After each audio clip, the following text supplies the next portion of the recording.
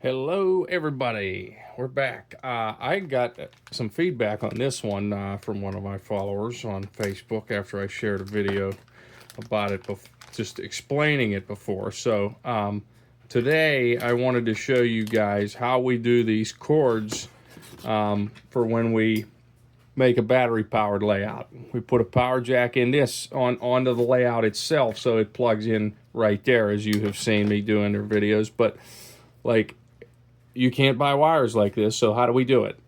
So one thing I wanted to point out, and this is what I mentioned in the last video that I talked about this that really sparked the interest, is this is actually a Kato wire, but it is compatible with a Rokuhan controller, no matter which Rokuhan one you use.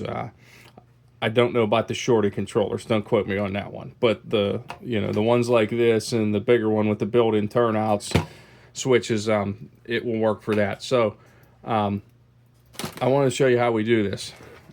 So first off, sorry, I'm just checking one thing here. So anyway, here's your power jack here. This is the male end that you get. I buy these in sets. They usually come like 6 of these, 5 or 6 of these, and 5 or 6 of the female ends.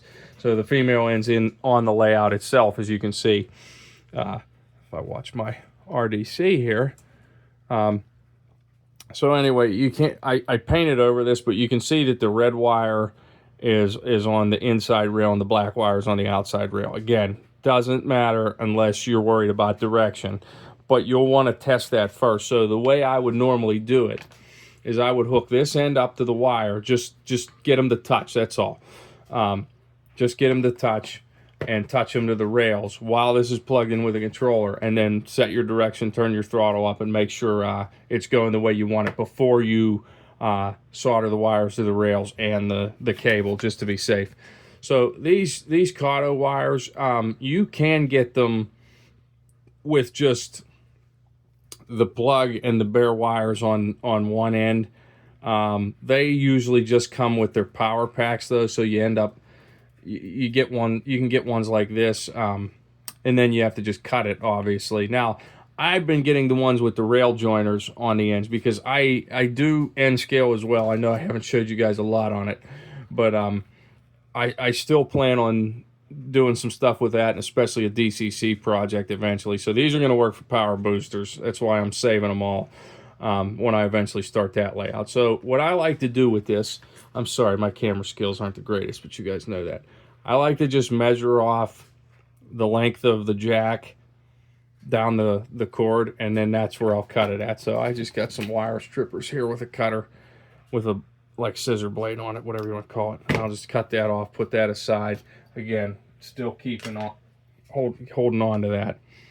Now, we don't have to check what goes on to what with this, and we know from the other wire that I did that the white will go on the black and the blue will go on the red. So pretty simple. So but you know, if you're just doing this from scratch for the first time, you're gonna want to hang on to that. So I'm gonna take these wire strippers and just go down around an inch on these. I like to have extra. It's going to get covered up no matter what, because I'm going to show you how we're going to, and I'll show you how we're going to do that. So, you know, give yourself a decent amount of room with this.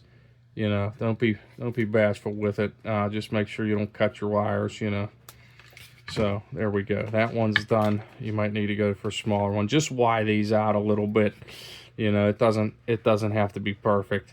So I actually bought these wire strippers at an Ace Hardware because I could not find ones that were small enough for doing this kind of wire. So I wanted to make sure this goes all the way down to 22 on this. So, you know, just something to keep in mind. So, okay, we're done with that for now.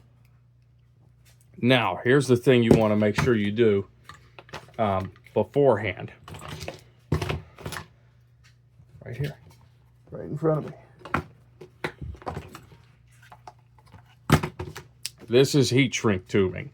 So the best thing to do is just you know, look at the sizes here of your wires. You don't want it to be too thin. And when you actually solder these wires together, we're going to put the heat shrink tubing on the black and red wires because these are the thicker ones. So we definitely want to make sure that that works.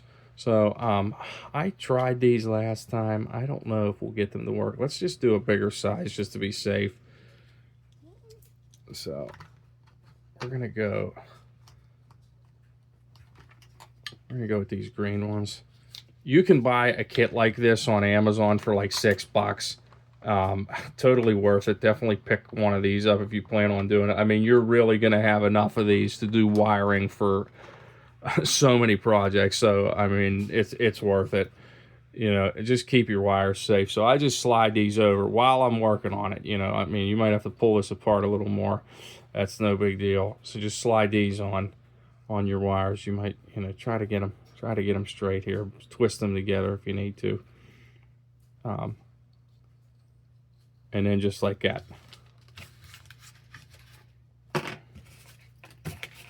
Then you got your other wires here.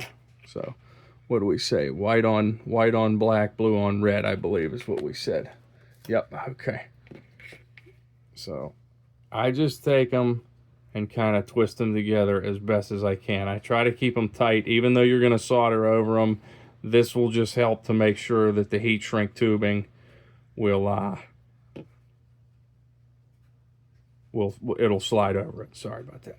So just do it at both ends. Get it as good as you can here. And don't lose one of these and forget about it. Let me put that back on. So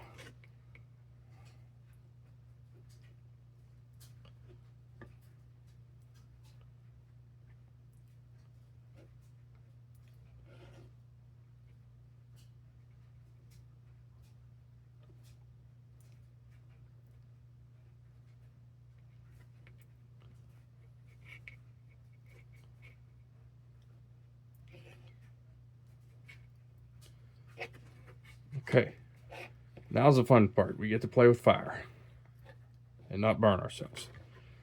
So anyway, I try to just use like a block of wood to put this on. Zoom in a little bit here and hope I don't screw this up with my bad camera skills. So here's our solder. I don't have one of those. You've ever seen? There's a piece right there. You've seen the ones with the clips where you can actually use it to hold the wires, and then you're kind of hands free. I'll turn this up some. So maybe I need to invest in one of those. But you just want to take it and just go along it like this. You know, make sure you're getting it covered, and there's not too many bumps. Because if there's too many bumps, then you're going to have trouble putting the heat shrink tubing over. And, you know, we shouldn't have to worry about that doing this because we got the bigger tubes. But, you know, just in case, we just want to be prepared for that. So I'm actually doing this a very unsafe way probably because I'm very close to my fingers with this. But, you know, we're making it work.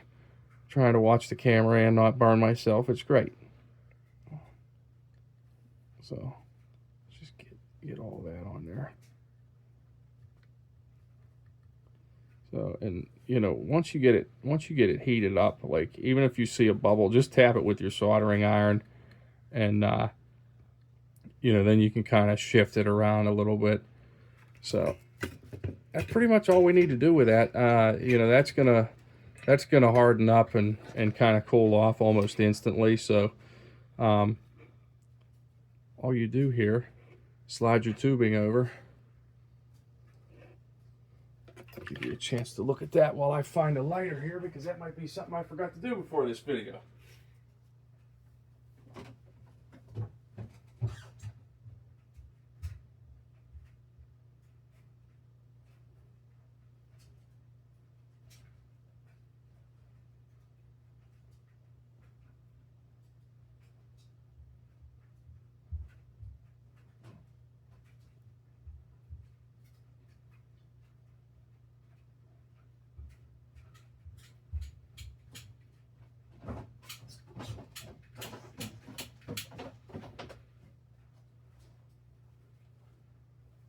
Okay, so that being said, and we're going to see if we can get this lighter to work, because I should have picked up some of those when I was out actually shopping for railroad stuff. Well, let's actually just do it with this without burning them. So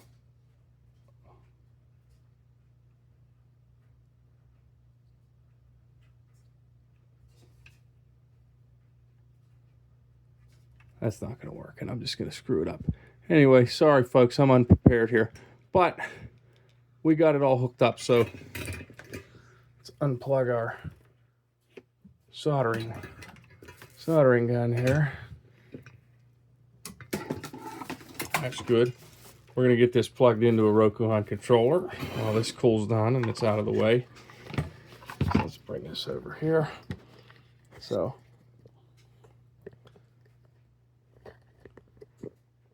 here's our layout. Let's zoom out a little bit. We're going to test this on the new project, the Micro Christmas line. So got that plugged in. I guess it's good we did green for you know, the Christmas spirit that will be here before we know it.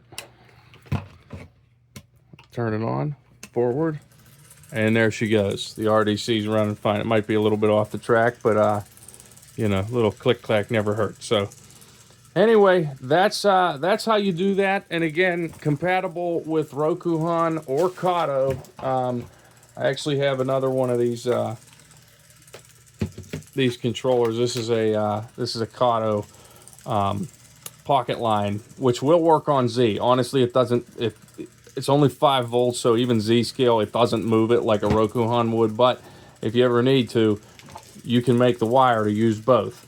So just something to keep in mind. You know, we all need some backup options. So the last thing I will do, though, once I find a lighter that works, I will put that on there and just make sure the heat shrink tubing goes. And then you can even go one step further, like I did with my other cord. And my electrical tape was kind of junk, but you can just, you know, if you want to secure it even more, just take some electrical tape and wrap it around, you know, keep your wires. Because you never know. I mean, since this is connected by, you know, just some solder and spliced wires, it can come apart. You pull it too many times. I would definitely recommend, though, if you are going to unhook this from the layout, you know, don't be lazy and just jerk it out of the wall or out of the outlet.